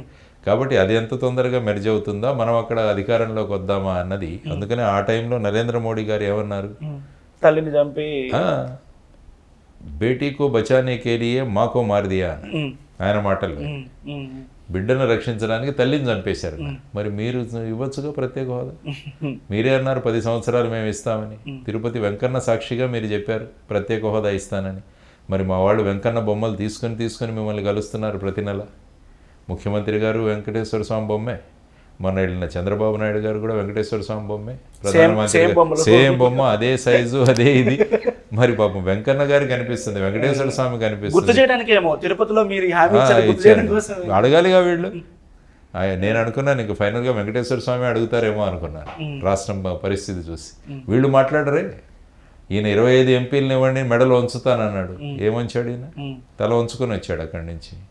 4 సందర్భాల్లో మనకు ప్రత్యేక హోదా వచ్చే అవకాశం కూడా ఉండింది. సిఏఏ బిల్లు, రాష్ట్రపతి ఎన్నిక, ఉపరాష్ట్రపతి ఎన్నిక, మొన్నటికి మొన్న మన ఢిల్లీ సివిల్ సర్వెంట్స్ అపాయింట్మెంట్. ఈ 4 సందర్భాల్లో మీకు ప్రత్యేక హోదా ఇస్తే తప్ప మేము ఓటు వేయమని అనిండొచ్చుగా వీళ్ళు. అనలా. మొదటి చేతులెత్తి కూర్చున్నారు వీళ్ళిద్దరు. ఈ 2 పార్టీలు ద్రౌపది ముర్ము గారి పేరు ప్రకటిస్తున్న, ఇంకా ఆల్మోస్ట్ ద్రౌపది మాత్రమే ప్రకటించారు, ఇంకా ముర్ము కూడా రాలా. ఇద్దరు చేతులు ఎత్తేసారు. ఇద్దరు చేతులు ఎత్తేసి మేము ఆవిడ వచ్చి విజయవాడలో చెప్పారు, నా పేరు ప్రకటించగానే దేశంలో నాకు మద్దతు ఇచ్చిన, అడగకుండానే మద్దతు ఇచ్చిన 2 పార్టీలు తెలుగుదేశం, వైఎస్ఆర్సీపీ. ఇది మన పరిస్థితి. ఇందాక వైఎస్ఆర్సీపీ ప్రస్తావన వచ్చినప్పుడు నేను అడగడం మర్చిపోయా. జగన్మోహన్ రెడ్డి గారితోటి మీరు విచారణ సందర్భంగా కాకుండా ఇంకెప్పుడైనా మాట్లాడారా? ఒక్కసారి నేను ఎయిర్పోర్ట్లో ఒకసారి కలిసాం లౌంజ్లో. నేను వచ్చాను బయట నుంచి, ఎక్కడి నుంచో జస్ట్ ఇంకో ఫ్లైట్ తీసుకోవాలి, దాంతో ఉన్నాను. వారు కూడా ఆ టైంలో వచ్చారు. వచ్చి సడన్గా చూసుకున్నాను, అంతే. That is the only time I met. మొన్న వాళ్ళ ఇంట్లోకి మేము, ఆయన ఏమంటారు దాన్ని, మీ క్యాంప్ ఆఫీస్, సీఎం క్యాంప్ ఆఫీస్లోకి మొన్న ఆయన్ని అడగడానికి వెళ్ళాము. నేను, చలసాని శ్రీనివాస్ గారు, మేము మిగతా జిలానీ అనే మా స్టూడెంట్ లీడర్, వీళ్ళంతా కూడా అక్కడికి వెళ్ళాం. మీరు ఒక ఆల్ పార్టీ డెలిగేషన్ తీసుకువెళ్ళండి అని.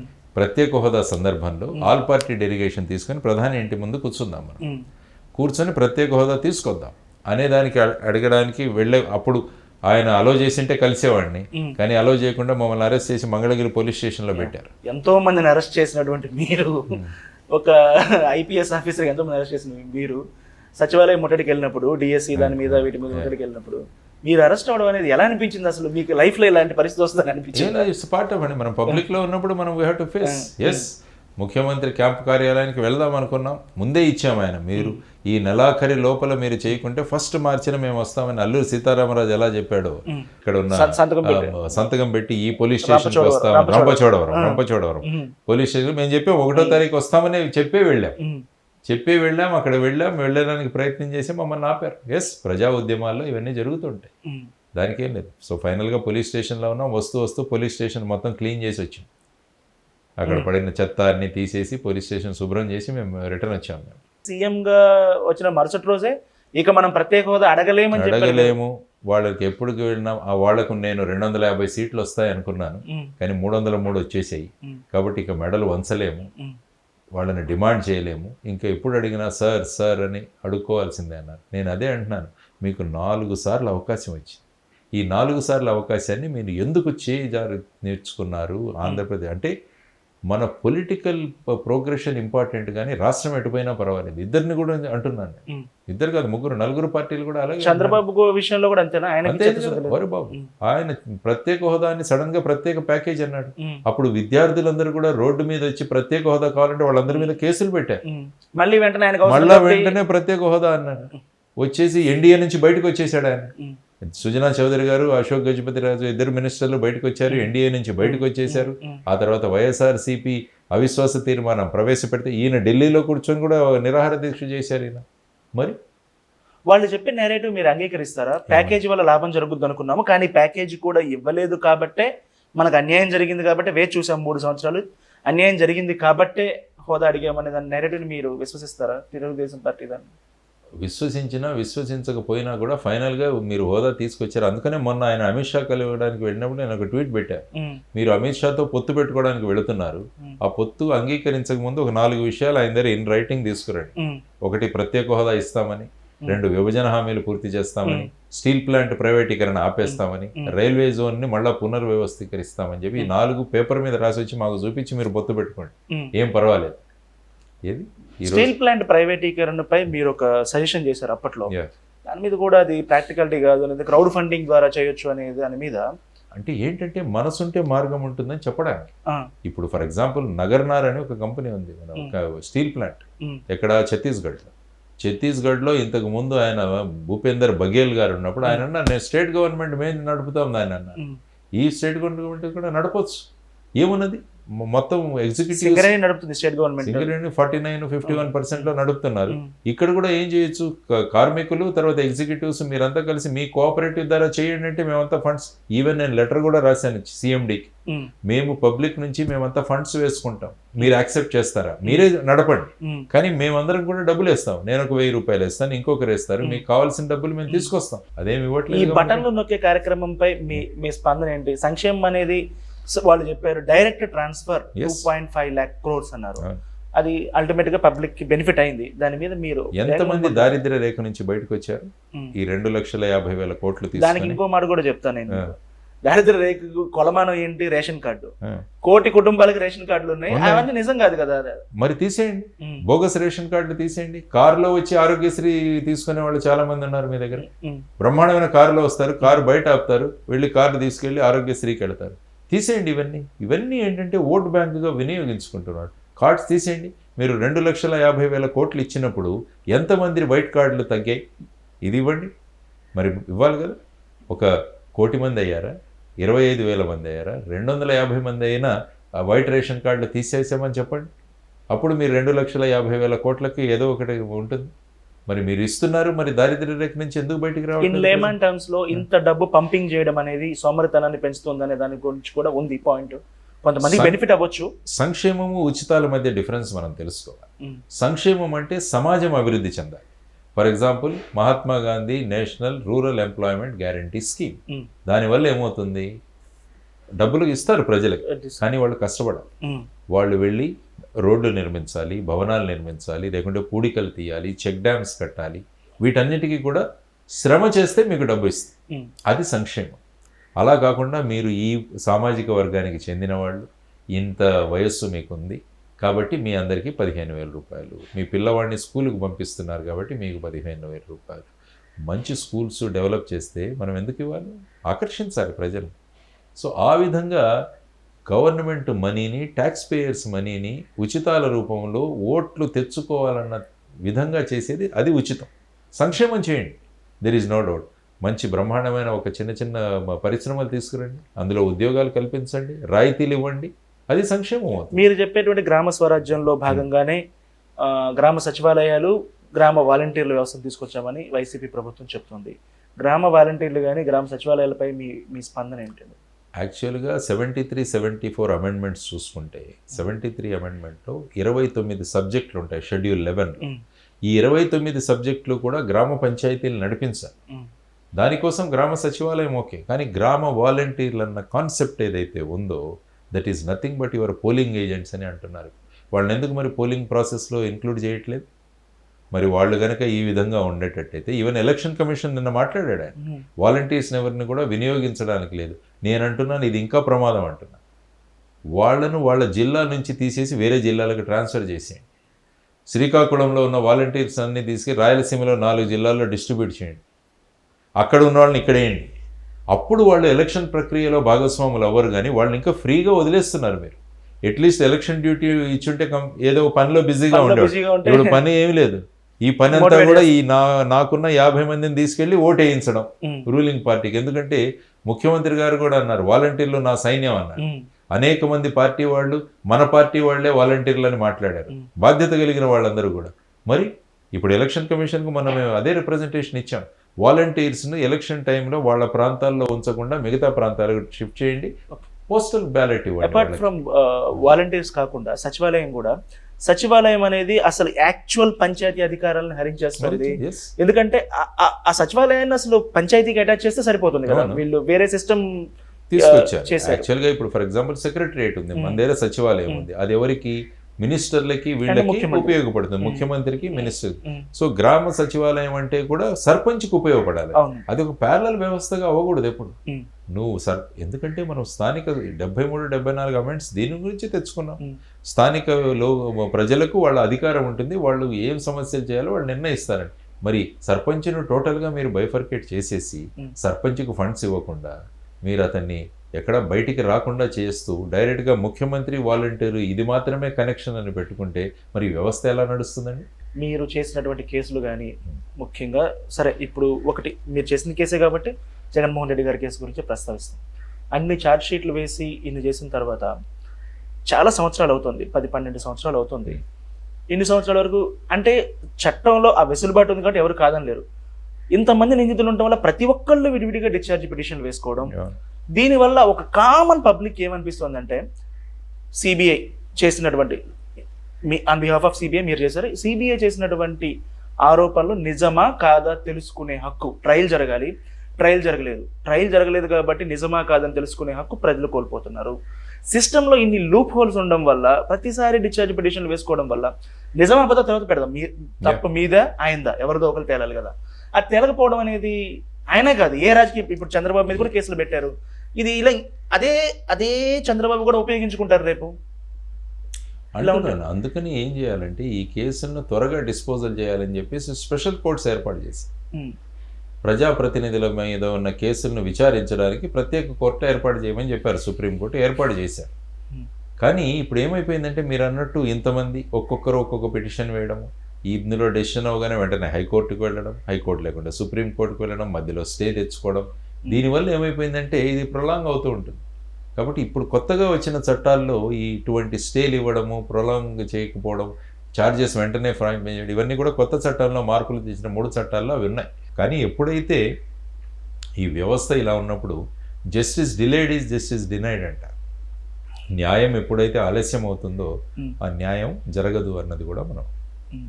సో ఆ విధమైన కాన్సెప్ట్ ఏదైతే ఉందో దాన్ని బట్టి మనం ఏం చేయాలంటే ఒక కేసుకి ఒక కోర్టు, ఇంకా కోర్టు వేరే పనులు చేయకూడదు అన్నది నిర్ణయించాలి.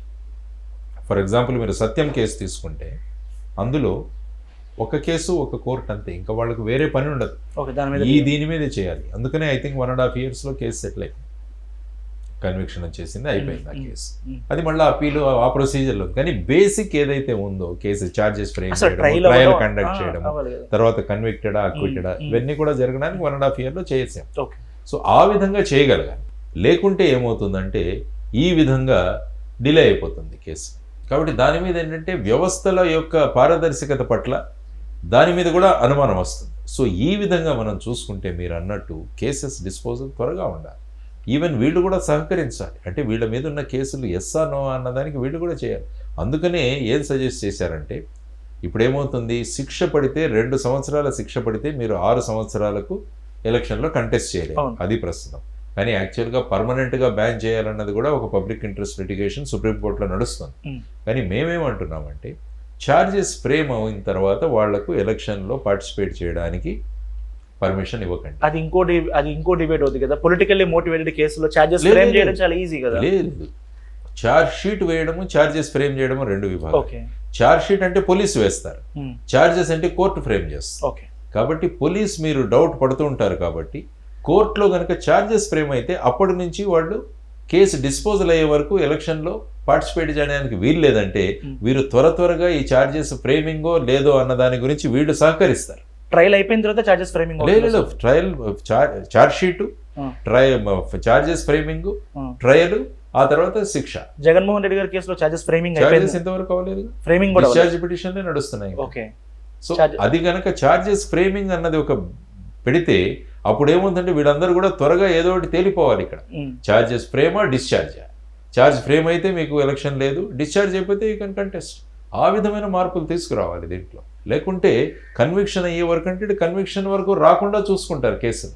సో అలాగే దాన్ని జరుగుతుంది ఇక్కడ అదే జరుగుతుంది. ఉమ్, ఆ విధంగా కొన్ని కేసులు 30 సంవత్సరాలు 35 సంవత్సరాలు 37% మంది పార్లమెంటేరియన్స్ మీద క్రిమినల్ కేసెస్ ఉన్నాయి. ఉమ్, ఎంత ఎలక్షన్ కమిషన్ కానీ సుప్రీంకోర్టు కానీ మొత్తుకున్నా క్రిమినల్ కేసెస్ ఉన్న వాళ్ళకి మీరు సీట్లు ఇవ్వద్దండి, లేదు ఇక్కడ నాకు డిస్క్వాలిఫై చేయాలి. ఇక్కడ నాకు ఒక ఇంట్రెస్టింగ్ ఊహ చెప్తున్నా. మీరు జగన్మోహన్ రెడ్డి గారిని కేసు ట్రయల్ చేశారు, విచారణ చేశారు, పలు దఫాలుగా పర్సనల్ 1-to-1 విచారణ చేశారు. రేపు మీరు చట్టసభ సభ్యుడిగా వెళ్తారు, మీరిద్దరు ఒకే చోట కొలీగ్స్గా ఉంటారు. ఎలా ఫేస్ చేస్తారు ఈ సిచ్యువేషన్ అనేది? ఎందుకంటే పర్సనల్ ఎనిమిటీ ఎక్కడా లేదు నాకు. ఉమ్, జగన్మోహన్ రెడ్డి గారు మాకు పర్సనల్ ఇట్స్ ఎ డ్యూటీ. ఆ డ్యూటీ అయిపోయింది, ఇది ఒక కొత్త డ్యూటీ. శాసనసభ్యుడిగా ఒక కొత్త డ్యూటీ నేను తీసుకుంటాను. ఆ డ్యూటీలో నేను నిర్వహించాల్సిన విధులు నేను నిర్వహిస్తాను. There is no doubt. దానికి దీనికి దెర్ ఇస్ నో ఇంపాక్ట్. ఒక వ్యక్తి గురించి ఏ విధంగా మనం పర్సనల్ లెవెల్లో వెళ్ళాల్సిన అవసరం లేదంటాను నేను ఎప్పుడు. ఎస్, ఆయన వస్తే నేను అక్కడికి వెళితే ఇద్దరం శాసనసభలో నిర్వహించాల్సిన విధులు మేము నిర్వహిస్తాం. ఇద్దరం కూడా ఎంతమంది వస్తే అందరూ కూడా విధులు నిర్వహించాలి. ఇంకోటి సార్, రీసెంట్గా సిఏఏ మీద నోటిఫై చేసింది హోమ్ మినిస్ట్రీ. దాని మీద రకరకాల వాదనలు ఉన్నాయి. మీ అభిప్రాయం ఏంటి? సిఏఏ దాంట్లో ముఖ్యంగా ఏంటంటే పాకిస్తాను, ఆఫ్ఘనిస్తాను, బంగ్లాదేశ్ ఈ ప్రాంతంలో అప్పుడు బైఫర్కేషన్ అయినప్పుడు ఆ తర్వాత అనేక మంది వచ్చేసారు ఇక్కడికి. వచ్చినప్పుడు వాళ్ళకి సిటిజన్షిప్ ఇవ్వలేదు. నాన్ ముస్లిమ్స్ వాళ్ళు వచ్చినప్పుడు వాళ్ళకి సిటిజన్షిప్ ఇవ్వలేదు. కాబట్టి వాళ్ళకు సిటిజన్షిప్ ఇవ్వడానికి ఇందులో వ్యవస్థ చేసామండి. ముఖ్యంగా ఈ సమస్య ఎక్కడ వస్తుందంటే మనకు నార్త్ ఈస్ట్ వస్తుంది, బెంగాల్ నుంచి అటు వెళ్ళిపోయిన వాళ్ళు, లేకుంటే బెంగాల్ నుంచి అటు వచ్చిన వాళ్ళు, బంగ్లాదేశ్ నుంచి ఇటు వచ్చిన వాళ్ళు. సో వాళ్ళందరికీ కూడా సిటిజన్షిప్ అమెండ్మెంట్ యాక్ట్ ప్రకారం ఇస్తామని చెప్పి అంటున్నారు. సో ఆ సందర్భంగా విధి విధానాలను ఇప్పుడు నోటిఫై చేశాం. కాబట్టి ఆ నోటిఫికేషన్ ద్వారా నోటిఫై చేస్తారు. అంతకుముందు నేషనల్ ఎన్పిఆర్ ఉండేది, NRC national register of citizens. దానికి కూడా కొన్ని క్రైటీరియాలు పెట్టి అవన్నీ కూడా తీసుకొచ్చి నేను మాట్లాడేది దీని మీద కన్సర్న్ ఉంది కదా, దాని గురించి మీరు ఏమంటారు? వాళ్ళ కన్సర్న్ లో న్యాయం ఉందంటారా, లేకపోతే ఏంటి? ఇది ఏంటంటే బయటి దేశాల నుంచి ఆ ప్రాంతాల నుంచి వచ్చేసిన నాన్ ముస్లిమ్స్ ఎవరైతే ఉన్నారో అప్పుడు ఏంటంటే బైఫర్కేషన్ జరిగినప్పుడు మీకు చాయిస్ ఇచ్చారు. మీకు అక్కడికి వెళ్ళొచ్చు, లేకుంటే అక్కడి నుంచి ఇక్కడికి రావచ్చు. ఆ పద్ధతి ప్రకారం వెళ్ళిపోయిన వాళ్ళు ఉన్నారు, వచ్చిన వాళ్ళు ఉన్నారు. కాబట్టి ఆ వచ్చిన వాళ్ళు ఎవరైతే ఉన్నారో వాటికి సిటిజన్షిప్ ఇవ్వాలన్నది ఒక కాన్సెప్ట్. ఇది అసలు completely related to non Muslims. అంతే కదా, అదే కదా. సిటిజన్షిప్ అమెండ్మెంట్ యాక్ట్ లో కూడా ఆ దేశం నుంచి వచ్చిన వాళ్ళు, ఈ దేశంలో ఉండిపోవాలనుకున్న వాళ్ళందరికీ కూడా ఇక్కడ సిటిజన్స్ ముస్లిమ్స్ ఒకవేళ ఉంటారు. ఎవరు ఆ దేశం నుంచి వచ్చిన ముస్లిమ్స్ కి మనకు వ్యవస్థే లేదు కదా. ఆ టైంలో బైఫర్కేషన్ అప్పుడు డిసైడ్ చేసింది ఏంటంటే ఇక్కడ ఉన్న వాళ్ళు అక్కడికి వెళ్ళిపోవచ్చు. ఓకే. సో అక్కడ ఉన్న వాళ్ళు హిందువులు ఇక్కడికి రావచ్చు అన్నదే మన ఇక్కడ ఉన్న వాళ్ళు అక్కడే ఉండిపోయారు.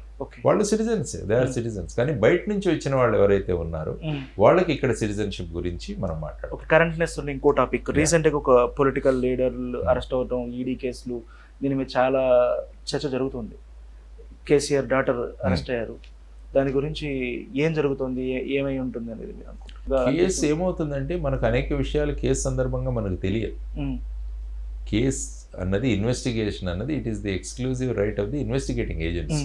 మనకు పబ్లిక్ డొమైన్లో కొన్ని విషయాలు వస్తుంటాయి. దాన్ని బట్టి ఎస్పెషల్లీ పొలిటికల్ పార్టీస్లో ఉన్న వాళ్ళు ఇన్వాల్వ్ అయినప్పుడు రకరకాలుగా దాని గురించి ఈ పార్టీ వాళ్ళు తప్పు అంటారు, ఇది తప్పు అంటారు.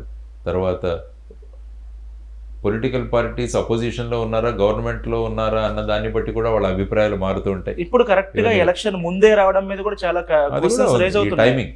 టైమింగ్ కూడా ఒకటి. తెలంగాణలో ఎన్నికలు, పార్లమెంట్ అసెంబ్లీ ఎన్నికలు జరిగినప్పుడు ఆవిడ్ని విచారణకి పిలిచారు. ఎట్ ది టైం సెంటిమెంట్ రచ్చుకోవడానికే జరిగింది అనేది. ఇప్పుడు జరుగుతున్నప్పుడు భారతీయ జనతా పార్టీకి కాంగ్రెస్ రాకుండా ఉండడం అనేది క్రైటీరియా కాబట్టి బీఆర్ఎస్కి ఓట్లు వచ్చినా పర్లేదు, కాంగ్రెస్ తగ్గాలనే ఒక రకమైన ఆలోచన ఇందులో ఉంది అనేది ఒకటి నడుస్తుంది. రకరకాల స్పెక్యులేషన్స్ ఉన్నాయి. కానీ అల్టిమేట్లీగా ఏంటంటే ఎవ్రీథింగ్ ఈ విధంగా రాజకీయాలతో ముడిపెట్టేసి ఈ విధమైన గేమ్ ప్లే ఇన్ కేసు ఉంటే అది ఉండకూడదు. యాక్చువల్గా కేసు అనేది కేసు, అది సపరేట్గా. సో ఈ టైమింగ్ అందుకనే అన్నారు 1 సంవత్సరం ముందు నుంచి చేయాల్సింది ఇప్పుడు ఎందుకు చేశారు, ఈ టైమింగ్ ఇదంతా కూడా. అందుకనే చాలామంది వాదన ఏంటంటే సిబిఐ, ఎన్ఫోర్స్మెంట్ డైరెక్టరేట్ ఈ 2 సంస్థల్ని గవర్నమెంట్ డిపార్ట్మెంట్స్ కంట్రోల్లోకి తీసేసి గివ్ ఇట్ టు లోక్పాల్. ఉమ్, మనం లోక్పాల్ తెచ్చుకున్నాం. అవును. అప్పుడు అన్నా హజారే గారు కూర్చొని జన లోక్పాల్ అని తెచ్చారు. ఉమ్, ఆ తర్వాత ఒక డైల్యూటెడ్ వర్షన్ ఆఫ్ లోక్పాల్ వచ్చింది. ఉమ్, ఆయన కూడా ఒక సుప్రీంకోర్టు రిటైర్డ్ జడ్జి దానిలో ఉంటారు, అనేక మంది డైరెక్టర్స్ ఉంటారు. ఉమ్. కాబట్టి ఈ రెండు సంస్థలను దాని కింద వేసేస్తే బాగుంటుంది కదా, ఈ కాంట్రవర్సీ ఏదైతే ఉందో. ఉమ్. ఎందుకంటే వీళ్ళు అనడం ఏంటంటే ఈ గత 10 సంవత్సరాలలో ఆర్ ఈ 2014 నుంచి మీరు చూసుకుంటే ఉమ్, ఓన్లీ అపోజిషన్ వాళ్ళ మీదే సుమారుగా 89% కేసెస్ అపోజిషన్ వాళ్ళ మీదే అయ్యాయి. ఉమ్, రూలింగ్ పార్టీ మీద చాలా తక్కువ. ఉమ్. తర్వాత రూలింగ్ పార్టీ నుంచి లోకి చేరిన వాళ్ళ మీద ఇంతకు ముందు కేసులు కేసులు ఆగిపోయాయి. ఉంటే ఆ కేసులు కూడా దాని ప్రోగ్రెస్ కూడా లేదనేది అనేక Evident, వస్తున్నాయి. it is evident. అదే కాబట్టి ఇన్ని ఆరోపణలు వస్తున్నప్పుడు దానికి రెమెడియల్ మెజర్స్ చేసి ఉమ్. ఈ రెండు సంస్థల యొక్క ఇంటెగ్రిటీని దీని యొక్క అస్తిత్వాన్ని కాపాడడం ప్రభుత్వం బాధ్యత. మీరు రైట్ టైంలో మెన్షన్ చేశారు కాబట్టి మీరు టాప్ 3-4 పొజిషన్లో పనిచేస్తారు సిబిఐ. నిజంగా రాజకీయ పార్టీలు జోక్యం చేసుకుంటున్నాయా సిబిఐ విషయాల్లో? మీ అనుభవాలు చెప్పండి, మీకు ఖచ్చితంగా జరుగుతుంది. నాకున్న లిమిటెడ్ అనుభవం, నేను ఒక 7 సంవత్సరాలు పనిచేశాను. ఎప్పుడు కూడా ఏ రాజకీయ నాయకుడు నాతో మాట్లాడలేదు. సిబిఐలో కూడా ఎలాగుంటుందంటే నా నిర్ణయం ఫైనల్ కాదు. కింద ఎస్పీ నాకు ఇస్తారు, తర్వాత డిఐజీ రాస్తారు, ఆ తర్వాత జాయింట్ డైరెక్టర్గా నా అభిప్రాయం రావాలి, ఆ తర్వాత మధ్యలో ప్రతి చోట కూడా ఒక లా ఆఫీసర్ రాస్తారు, ఆ తర్వాత ఫైనల్గా స్పెషల్ డైరెక్టర్, ఆ తర్వాత డైరెక్టర్ గారి దగ్గరికి వెళుతుంది ఫైల్. కాబట్టి ఇన్ని లేయర్స్లో వెళుతుంది. ఒక వ్యక్తి నిర్ణయం తీసుకోలేడు ఇందులో. కాబట్టి ప్రతి వ్యక్తి వాళ్ళ నిర్ణయాలను స్పష్టంగా రాయాలి. అల్టిమేట్లీ ఈ కేసులో ముఖ్యంగా ఇక్కడ డీల్ చేసిన హై ప్రొఫైల్ కేసులన్నీ కూడా కోర్టుల నుంచి వచ్చిన కేసు, హైకోర్టు, సుప్రీంకోర్టు నుంచి వచ్చిన కేసులు. కాబట్టి వీటికి ఫైనల్గా నిర్ణయించేది డైరెక్టర్ గారు. డైరెక్టర్ గారు కూడా డైరెక్ట్గా రాసేదానికి లేదు, ఆయన కూడా జస్టిఫికేషన్ రాయాలి. సపోజ్ నా అభిప్రాయంతో ఆయన ఏకీభవించకుంటే ఆయన డీటెయిల్గా నోట్ రాయాలి. ఎవరు రాసింది ఫైనల్ అవుతుంది? ఇన్ని కేసుల్లో ఒక 5-6 రాస్తారు. Differences director is final. Director is final. Okay, ఆ కేసు లెవెల్, ఫర్ ఎగ్జాంపుల్ చిన్న ఎంప్లాయీ ఉంటే అది నా లెవెల్లో వచ్చింది అనుకోండి, నా డెసిషన్ ఈజ్ ఫైనల్. కోర్టు నుంచి వచ్చిన కేసులన్నీ కూడా డైరెక్టర్ గారు ఫైనల్గా రెఫర్ చేయాలి, ఆయన డెసిషన్ ఈజ్ ఫైనల్. ఆయన కూడా నేను డైరెక్టర్ కదా అని నేను ఇష్టం వచ్చినట్టు రాయలేను. ఇన్ని 6-7 ఒపీనియన్లు ఉంటాయి. ఈ ఒపీనియన్లు అన్నీ కూడా కొన్ని ఒక రకంగా ఉండొచ్చు, కొన్ని రకాలుగా ఉండొచ్చు. ఈయన అన్ని గమనించి మొత్తం మీద రాసి యూ షుడ్ గివ్. ఎందుకంటే సిబిఐలో ఫైల్స్ మాట్లాడతాం. సిబిఐలో మేము వెళ్ళిపోయిన తర్వాత మనుషులు వెళ్ళిపోవచ్చు కానీ ఫైల్స్ పర్మనెంట్. దాని మీద మనం ఏం ఎంక్వైరీ చేయొచ్చు దాని మీద. Yes, this is the procedure. ఏ కేసుల్లో అయినా సరే మీకు పర్సనల్ థ్రెట్స్ వచ్చాయా? పొలిటికల్ థ్రెట్స్ కాకుండా నాకు చాలా వచ్చాయి. నాకు లెటర్స్ వచ్చాయి, మీ ఫ్యామిలీని చంపేస్తాం, ఇలా కార్డులు వచ్చేవి. తర్వాత ఏ కేసులు డీల్ చేసినప్పుడు ఇవన్నీ ఈ ప్రొఫైల్, ఈ మైనింగ్ కేసులు కావచ్చు, జగన్మోహన్ రెడ్డి గారి కేసు కావచ్చు, మిగతా కేసులు కావచ్చు. జగన్మోహన్ రెడ్డి కేసు అప్పుడు కూడా మీకు థ్రెట్స్ వచ్చాయి? ఎందుకు రాలేదు? తర్వాత నాకు రక్తంతో రాసిన లెటర్ ఒకటి వచ్చి, మీకు ఇంతవరకు ఇంకుతో రాసిన లెటర్స్ వచ్చాయి కానీ మీరు దాన్ని ఏం పట్టించుకోలేదు, కాబట్టి ఇది మేము రక్తంతో రాస్తాం. ఈ రక్తాన్ని, మా రక్తాన్ని మీరు చూశారు, మీ రక్తాన్ని కూడా మేము చూస్తాం. ఆ లెటర్స్ వచ్చి ఆ లెటర్స్ తీసుకెళ్ళి నేను ఇంటెలిజెన్స్ వాళ్ళకి పంపించాను. అప్పుడు నాకు ఒక సెక్యూరిటీ ఇచ్చారు, వైస్ సెక్యూరిటీ. నా వెంట ఒక బండి, 2 ఎస్కార్ట్లు, తర్వాత 2 గన్మెన్లు ఉండేవాళ్ళు. సో ఇలాంటివి జరుగుతుంటాయి. చాలా ఇంట్రెస్టింగ్. రక్తంతో రాశారు. రక్తమే, ఇది కావాలంటే మీరు కావాలంటే ల్యాబ్కు పంపించి ఇది నిజమైన రక్తమా కూడా టెస్ట్ చేయించుకోవచ్చు అని కూడా రాశాడు. ఇంకేమొచ్చు అంటే బెదిరింపులు ఇవే, మీ ఫ్యామిలీని చంపేస్తాం, మీ పిల్లవాళ్ళు ఇక్కడ చదువుతుంటారు, మాకు తెలుసు, అక్కడ ఇది చేస్తాం. యునానిమస్ లెటర్స్ వచ్చేసాయి, ఎవరి పేరు రాకుండా వచ్చాయి. నేను ఎప్పుడు ఇంటెలిజెన్స్ వాళ్ళకి పంపించేసి. వేరే చోట్ల చేసినప్పుడు, పోలీసుగా ఉన్నప్పుడు కూడా వచ్చినాయి? పోలీసుగా ఉన్నప్పుడు నా మీద అఫ్కోర్స్ ఒకసారి ఫైరింగ్ కూడా అయింది, నేను మహారాష్ట్రలో పనిచేస్తున్నప్పుడు. సో ఇవన్నీ కూడా it's part of the job, it's an occupational hazard. ఈ వృత్తిలో దిగినప్పుడు ఇలాంటివన్నీ జరుగుతాయి. You have to be prepared. కొంతమంది కొలాటరల్ డ్యామేజ్ కి ప్రిపేర్ అవ్వాలి. మీకు ఉంటాయి ఇవన్నీ, పర్సనల్ డ్యామేజ్ కూడా ఉంటాయి, లైఫ్ థ్రెట్స్ కూడా ఉంటాయి. ఎందుకంటే గ్యాంగ్స్టర్స్ బాంబేలో పనిచేసాము, యాంటీ టెర్రరిజం స్క్వాడ్ లో పనిచేసాము. ఎల్ఈటి లష్కరీ తోయిబా ఒక పెద్ద మాడ్యూల్, 30 మంది మాడ్యూల్ను కాశ్మీర్ నుంచి ఒక మాడ్యూల్ చేసి 16 AK-47 చేసాము. నక్సల్ ఏరియాస్ లో పనిచేసాం. ఇవన్నీ కూడా ఇట్స్ ATS లో ఉన్నప్పుడు లష్కరీ తోయిబా ఔరంగాబాద్ హాల్స్ కేసు అనేది చాలా పెద్ద కేసు. అది ఇండియాలోనే మాక్సిమం RDX, తర్వాత గ్రెనేడ్స్, 16 AK-47 ఇవన్నీ పట్టుకొని ఆల్మోస్ట్ 30 మందిని పెట్టి వాళ్ళందరి కన్విక్షన్ కూడా అయింది. సో ఆ విధంగా ఉంటాయి కేసెస్. గ్యాంగ్స్టర్స్ నుంచి వచ్చాయి బెదిరింపులు అప్పుడు? గ్యాంగ్స్టర్స్ అప్పుడు వచ్చేవి, తర్వాత ఫండమెంటలిస్ట్ నుంచి కూడా వచ్చేవి. మీరు ఇలాగా ఒక సివిల్ సర్వీస్ లో ఒక హై ప్రొఫైల్ సొసైటీని చూసుంటారు. మీరు ఇలా రాజకీయాల్లోకి వస్తానన్నప్పుడు మీ ఫ్యామిలీ స్పందన ఏంటి అసలు ఎందుకు మనకి ఇవన్నీ ఏమన్నా? ఫ్యామిలీ సపోర్ట్తోనే వచ్చాను. నేను నా నిర్ణయం వాలంటీర్ రిటైర్మెంట్ తీసుకున్నప్పుడు అప్పుడు కూడా చెప్పాను. అప్పుడు పాలిటిక్స్ గురించి ఇంకా నేనేం చెప్పలేదు, నేను వస్తానని చెప్పేసి. వాలంటీర్ రిటైర్మెంట్ తీసుకున్నప్పుడు చెప్పాను, నేను ఇలా వాలంటీర్ రిటైర్మెంట్ తీసుకుంటున్నాను అని చెప్పితే డిస్కస్ చేస్తాను. నేను ఏదైనా కూడా ఒక డెసిషన్ తీసుకునే ముందు ఇంట్లో డిస్కస్ చేస్తాను, పేరెంట్స్తోనూ, మా ఫ్యామిలీతోనూ, పిల్లలతో. వాళ్ళు ఓకే అన్నారు, నో ప్రాబ్లం. సో అది అయిపోయింది, నేను వచ్చాను. నాకు ఒక వాలంటీర్ రిటైర్మెంట్ తీసుకున్న 2 వీక్స్లోనే మా అబ్బాయి మళ్ళీ వాడు ఐపీఎస్లోకి వచ్చేసాడు. సో వాడికి వచ్చేసింది. సో మా కాకి పరంపర. సో మీరు వెళ్ళిపోయారు కాబట్టి మీకు నడుస్తుంది. మా 14 రోజుల్లో మా అబ్బాయికి సెలక్షన్ వచ్చింది. పరంపర అంటే మీ పేరెంట్స్ మా నాన్నగారు గవర్నమెంట్లోనే ఉండేది, ఇరిగేషన్ డిపార్ట్మెంట్లో ఉండేవారు, పబ్లిక్ సర్వెంట్. మా అమ్మ టీచర్. సో నేను ఫస్ట్ టైం సివిల్ సర్వెంట్. మా తాతగారు డిప్యూటీ కలెక్టర్గా రిటైర్ అయ్యారు. మా తాతగారు కడపలో తహసీల్దార్ సుబ్బయ్య గారు ఫేమస్. సో ఆ తర్వాత మా నాన్నగారు ఇరిగేషన్ డిపార్ట్మెంట్, మళ్ళీ నేను ఐపీఎస్, మళ్ళీ మా వాడు వచ్చారు. అందరూ government servants. Government public servant. So ఆ విధంగా ముందుకు వెళుతున్న టైంలో ఈవెన్ రాజకీయంలో జనసేనలో జాయిన్ అవుతున్నప్పుడు కూడా డిస్కస్ చేసాం అందరు. ఆ తర్వాత ఈ కొత్త రాజకీయ పార్టీ జై భారత్ నేషనల్ పార్టీ అప్పుడు కూడా వచ్చాం. మా అమ్మ కూడా పార్టీ ఆవిర్భావ సభలో మా అమ్మ వచ్చి ఆశీర్వాదం ఇచ్చింది. ఎస్. ఫైనల్ క్వశ్చన్, చాలా మంది అంటే మీరు యాక్సెప్ట్ చేయాలి ఇది, కానీ మీరు ఎలా డిఫెండ్ చేస్తారని చెప్తున్నాను. ఒక పొలిటికల్ పార్టీ పెడుతున్నప్పుడు ఒక ఐఏఎస్లు ఐపీఎస్లు చాలా మంది మీద అనుమానాలు ఇవన్నీ కూడా. ఖచ్చితంగా ఎవరో ఉన్నారు, దేనికోసమో చేస్తున్నారు అనేది. దీనిని మీరు నేను నిబద్ధతగా పబ్లిక్ కోసమే చేస్తున్నాను అనేది అంత కాంక్రీట్గా ఎలా చెప్పగలుగుతారు? ప్రజలకు మీరేం చెప్తారు అనుకుంటున్నారు? నార్కో టెస్ట్ మీ టీవీలోనే పెట్టండి, నార్కోటిక్ ఎక్స్పర్ట్స్ నార్కో అనాలిసిస్ చేయండి, ఎక్కించండి. నాలో మాట్లాడతాను నేను. ఏమీ లేనప్పుడు స్పష్టంగా మాట్లాడడానికి ఏమి, I'm ready for a narco test. Narco analysis చేయండి. నా గురించి నా వెనకాల ఎవరు ఉన్నారో తెలుసు. నా వెనకాల ఎప్పటికీ పబ్లిక్ ఉంటారు. ఎంత మొత్తం ఎక్కించినా కూడా నేను పబ్లికే ఉన్నారని చెప్తాను. ఎందుకంటే అది ఉన్నారు కాబట్టి వాళ్ళు. Other than nobody else is there. Thank you sir, thank you very much. జై భారత్.